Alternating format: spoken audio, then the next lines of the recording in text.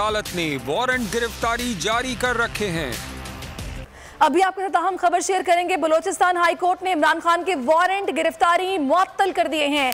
जैसा कि आप जानते हैं बलूचिस्तान से पुलिस टीम कोयटा से लाहौर पहुंची है गिरफ्तारी के लिए और 1300 पुलिस एहलकारों की नफरी के हवाले से कहा जा रहा था कि तलब की जा रही है।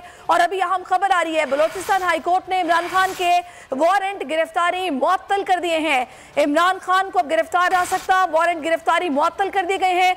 जुडिशियल मैजिस्ट्रेट की जानिब से इमरान खान के वारंट गिरफ्तारी को मुअत्तल कर दिया गया है।